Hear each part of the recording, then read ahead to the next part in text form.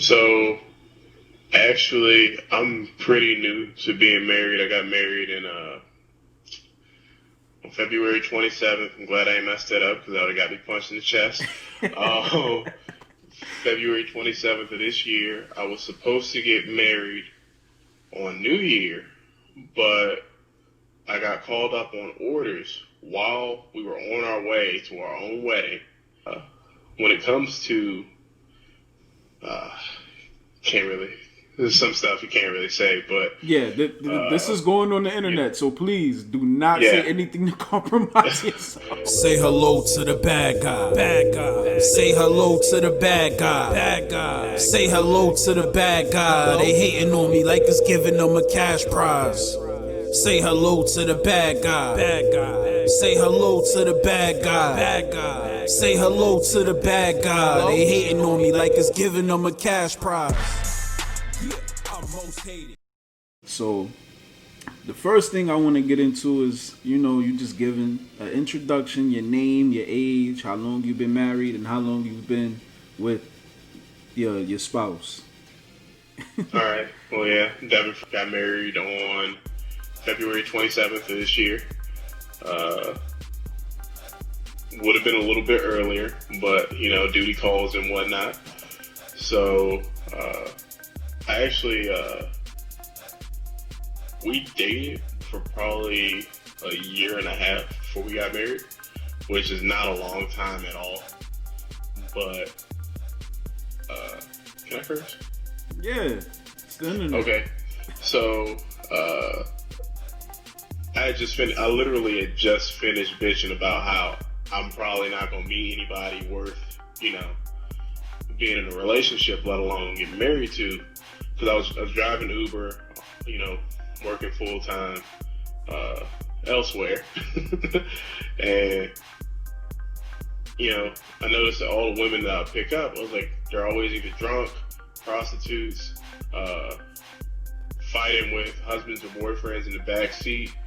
I had a few passengers where I worked with their husbands, and they were making passes at me.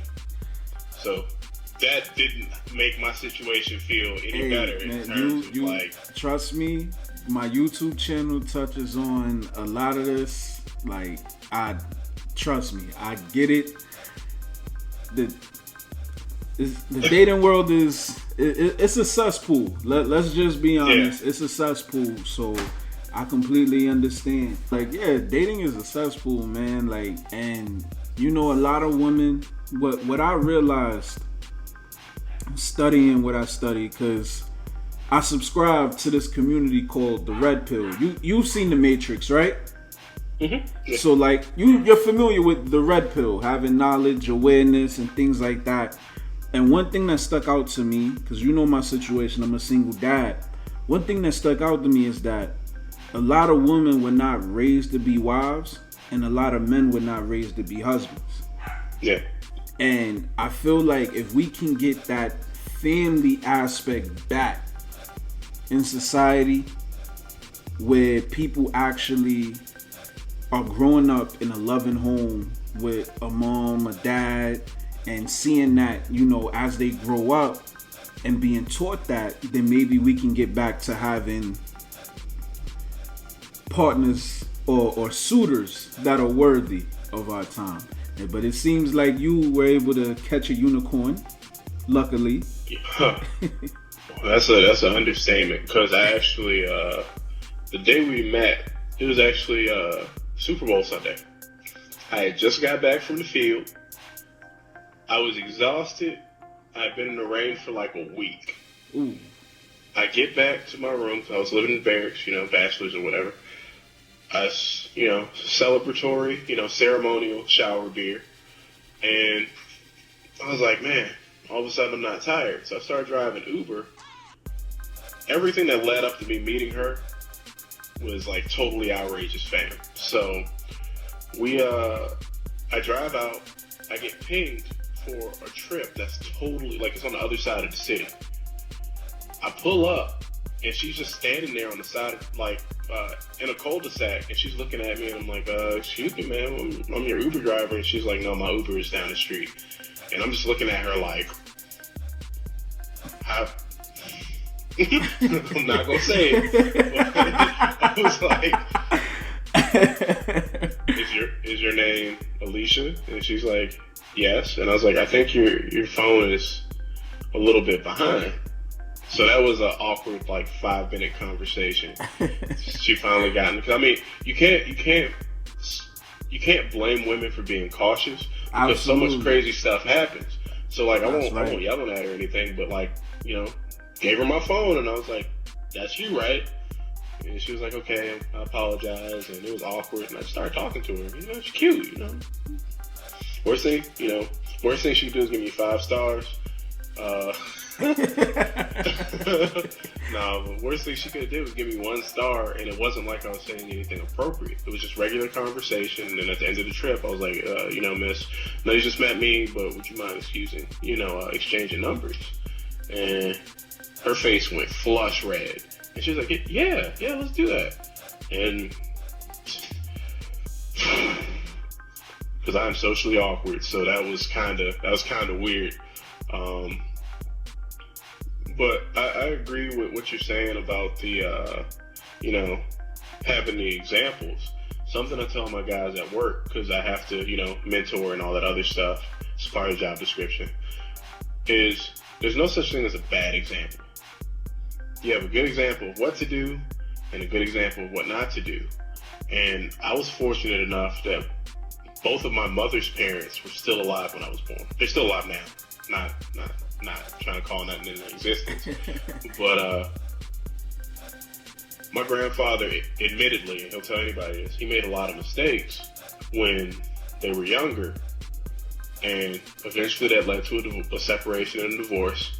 And it's been like his mission in life to teach his grandkids how not to be shitty people. That's a good mission.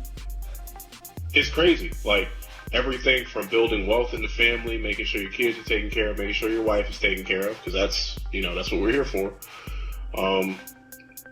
So early on, I had, that example of, "Hey, I messed this up. This is how, if you make the same mistake, which you shouldn't, but if you make it, this is how you fix it without having to wait." Let's see, I'm 27. They got divorced before I was married. They're about to get married in a few months again. Oh, wow. Yeah. That's what's up. So what made you want to get married? I've always wanted to be a husband and be a father. It's just something it was always like a personal goal. That was something I wanted. Mm-hmm. The happiness and the sense of accomplishment associated with having a wife and then raising kids that aren't douchebags. Like, quality people are rare, especially like, dude, you saw me growing up. I was weird. Like, let's be real. Hey man, look, so we all were weird in our own way. Yeah, okay. but you get what I'm saying. Like, there's a level of insecurity that I had in terms of, okay, well, what I want isn't what everybody else wants. The way I carry myself isn't the way everybody else carries themselves. And it just kind of added to that fire, like, okay, I need to do this the right way so that I can do all these other things. It kind of led to me highlighting some of the problems that I saw with myself and people our age, and things that I didn't want to carry into adulthood and, my future relationships and, the kids that hopefully I have one day. Okay.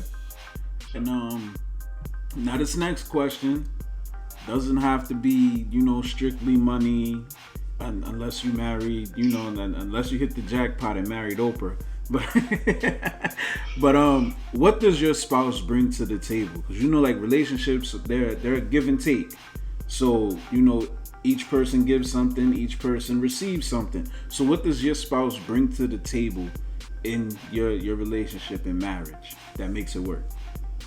I like that question because you definitely didn't tell me you were going to be asking those kinds. So I'm like, all right, cool. I get the answer honestly. So we have a really interesting dynamic. So being in the military, especially with my specific job, I'm gone a lot. So there's a lot of stuff that I can't do financially here. There's a lot of stuff I can't do in terms of like our paperwork when we need like paperwork and stuff done. My wife has a bachelor's in business. I think accounting, actually. It's business or accounting. I can't remember. Man, I'm taking advanced accounting right now, and I'm not a fan. I'm not a fan at all. Not a fan. Especially statistics. I'm looking at stuff. I'm like, what is a z-square? Anyway, but a lot of the things that I'm weak in, not because like I don't think they're important. It's because it's just not something that I handle every day or have time to handle every day. Whether it be administrative stuff, paperwork, financial stuff, like management type things. And then it's the fact that she's really patient. Like, you hear a lot of crazy stories about stuff that happens when people are deployed. What she doesn't know is that the squad was watching the house while I was deployed. So it was at the bars, it was everywhere. I was like, let me know, because we were already getting married when I left. Like, if you see anything, you hear anything, I'm not going to be mad at you, just let me know. The woman is a saint.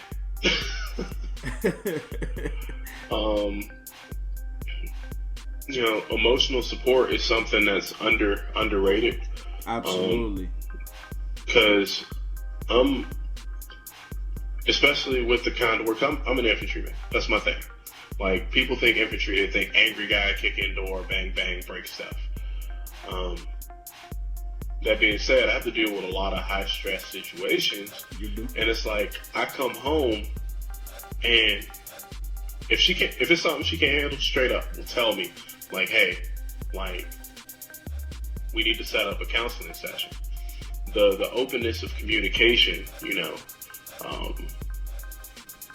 And I know it's kind of weird because I've never really had to explain our dynamic to other people before, but literally everything that I'm lacking in, this woman brings it to the table. She has her degree already. She just got her I forgot the acronym, but she's got a personal trainer cert. You know, I harass her to stop cleaning up after me because she is not my servant. Like, I say that, and I got yelled at. Like, actually, it's probably like 20 minutes ago I got yelled at for it again. Like, the willingness to be a helpmate on both sides is what you hope for, but it's not really what you expect. Because I'm like, all right, cool, I'm gonna be a stepdad one day. Like, I just thought that.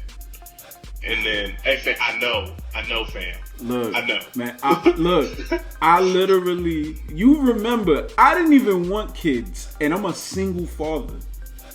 Like, that whole dynamic is crazy. And, like, people look at me crazy because I don't date single moms. I refuse. That's a whole nother video, but I don't do it.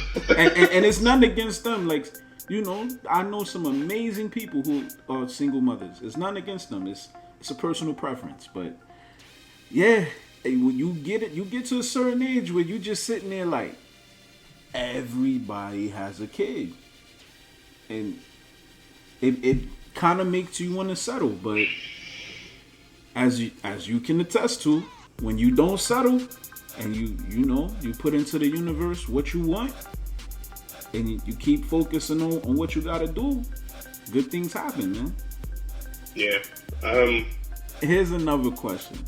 What do you bring to the table for Absolutely her? nothing. Absolutely nothing. No, I'm messing with you. So, because I'm so used to being high stress, us being one income while she finishes like school and stuff, because she's finishing her certification. Actually, she just finished one cert. She's going to do another one. It doesn't really bother me that she doesn't work. We actually, like, our only, like, real argument was me explaining why her not working right now didn't bother me. Coming into it, I'm like, I want to be in a financial position when I get married to be able to be a one income household. One income household. That gives her like free reign to do what she want to do. So like she don't gotta work a job she don't want to work and have that animosity and things like that, and that keeps the peace because it sounds like she's your peace. And that was a thought for me. Now she wants to work, but as her husband, I'm willing, and I've always been this way, even like with family, but even more so because this is my wife, this is the family member that I chose. I will carry a burden to an extent where she doesn't have to worry about it. And it's like, I was reading a post the other day, I don't know if you're the one that shared it, where people are like, oh, well, men who don't let their wives work are trying to control them. Yeah, that was me. That was from G Herbo's Ratchet Baby Mother. Like and then I was explaining like women are happier when they're able to do what they want to do, and it sounds like she's able to focus on her goals and her dreams and not have to worry about taking time to go work a 9 to 5. She can focus on what she really wants to do in life and prosper in that. And because she's happy and you're happy, you have a happy home. Yeah, it's really interesting because it's like my goal. My pastor actually said this before he recited Andre 3000 when I told him I was getting married. International Players Anthem. You remember that verse? My pastor has never heard the song, but he recited that verse almost word for word.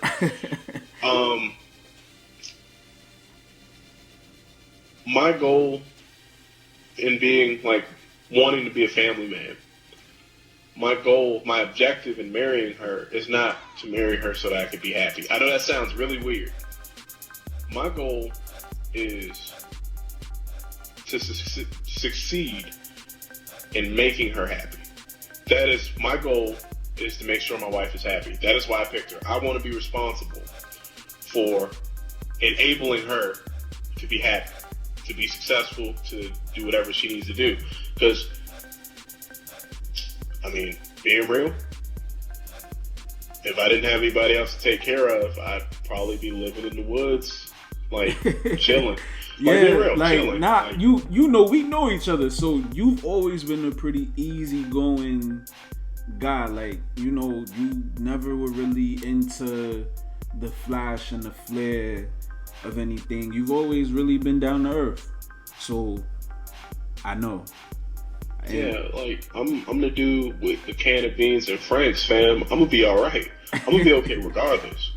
But getting to know this person, who, aside from being physically attractive, is an amazing person. It's like I tell her, like, hey, this is my goal. Is this something that you think is realistic? And the level of honesty. Nah, fam, not realistic. Maybe if you reapproach it this way. And I'm just sitting there, like, I got that dry erase board right there. Like, legit will sit there and be like, so what about this? And she'll be like, well, I guess, honey, because she's all soft-spoken and sweet. But,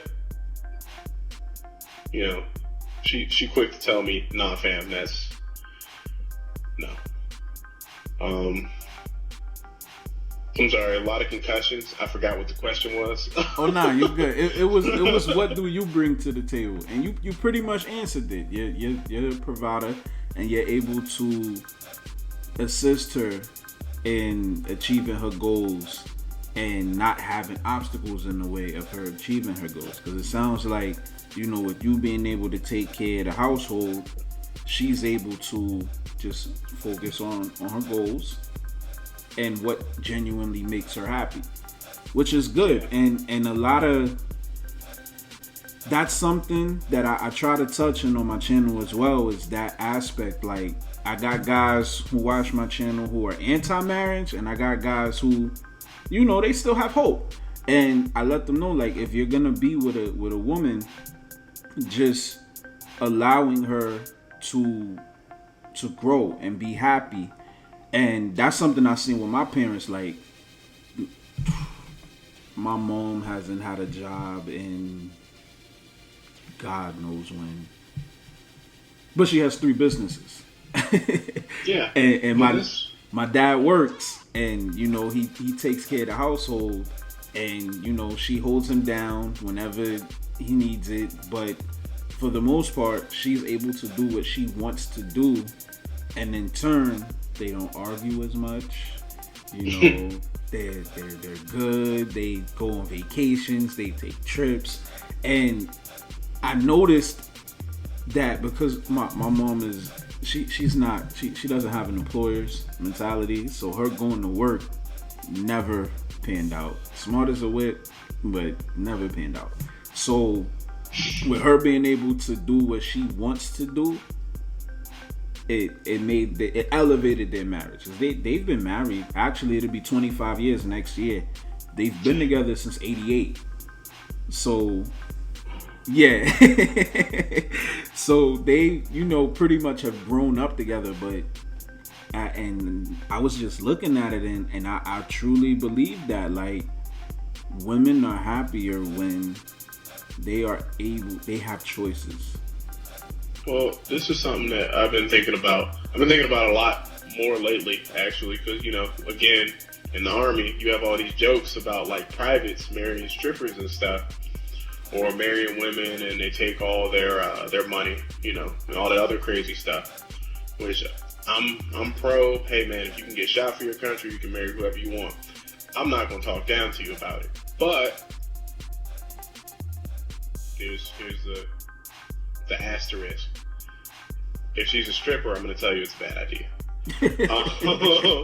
You know, yeah, it probably is. I'm like, take your time, and you know, if she decides, if y'all agree, like, hey, stripping is how she's happy, then that's between y'all, not my problem. But I think what a lot of guys and a lot of women overlook too is, when I get married, my financial, like, my income doesn't change. It doesn't change. You know, when she gets married, her income doesn't change. None of that changes. So coming into the marriage, like, even before it gets to the point of marriage, that needs to be a discussion. Like, okay, financially, like, can you support 2 people? And I'll say this is something that I kind of fell short on. I kept dodging the question because I didn't want her to know how much I made. Actually, when we met, she didn't even know I was in the Army. I was driving Uber, fam. Like, I'm not, you know. Plus, I think I had facial hair at the time, too. I mean, I was in the woods for, like, ever. So they don't really enforce, in my unit anyway, they don't really force shaving like they should. I'm on leave now, that's why I got all this. But I'll be clean shaved tomorrow. Anyway, you know, the goal for me financially is, okay, when I do reach that point, I want to be able to financially be able to take care of this stuff. Like, I work, I'm always on call. So, like, obviously, I'm not going to be able to pick up extra shifts. I'm in the Army, dude. Like, that's my thing. So, coming into the point where we're getting close to marriage, I'm like, okay, well, she was having issues at work with some of her coworkers because of this. And before I told her how much I made, because I did not, I told her, I was like, look, you know, if you feel the need to leave, I will 100% support you. This is still at boyfriend level. I'm like, I will support your decision. I didn't say I was spending money if you're still girlfriend role. But I was like, I support your decision 100%. Because if I can't support it now, in the event that we do get married, if you can't expect that type of support from me now, that's moral support, not financial support. It's not the same thing. If you can't expect that from me now, how could you expect that from me as a husband, especially you being a younger black woman? These people are discriminating against you. You know that, like, you're not imagining it, because she brought it to me to see if, like, what I would say about it, and I'm just like, I mean, if you can ride it out, but if you don't have to, don't. Absolutely. And she got her savings, and she was like, all right, well, we're gonna ride this wave, and she wrote it out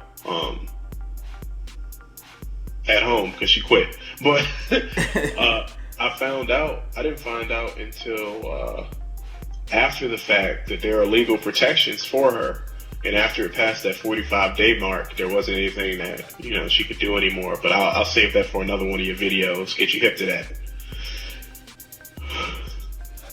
Okay, last question. What is the number one thing you would say is the reason your relationship has been so successful? Ooh, number one. Ooh, that means it gotta be better than everything else. Ooh.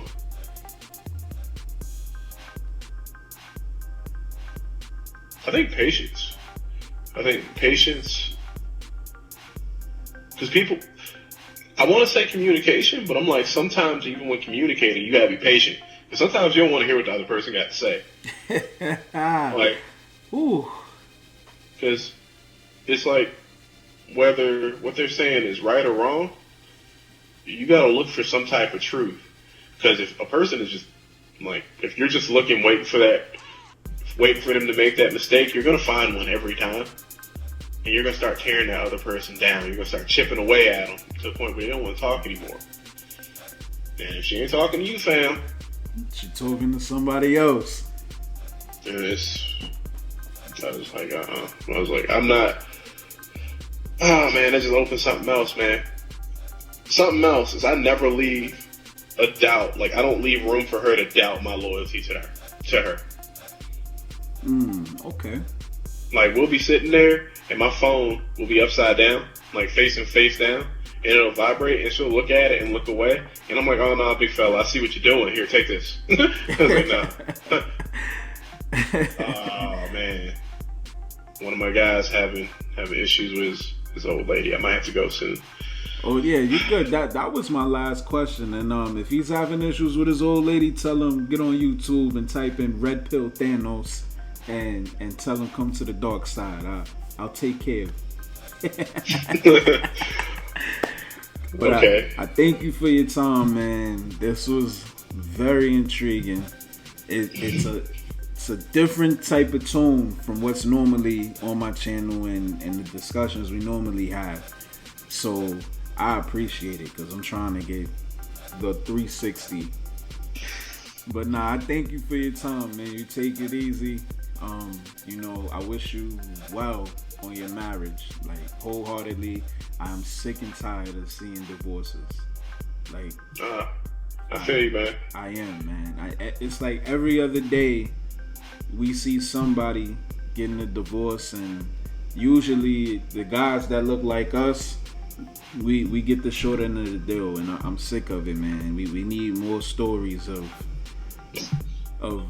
especially black men and black women coming together, raising families, and being productive instead of baby mama drama, baby daddy drama, Pookie, Ray Ray. You know how that goes, man. So I appreciate it, man. We definitely gonna talk soon. This was very intriguing, and I'm actually gonna send it to you. Like, once I edit it and everything, I'll send it to you so you can see it, and we'll definitely be in touch. Okay. All right. All right. Appreciate it, bro. You too.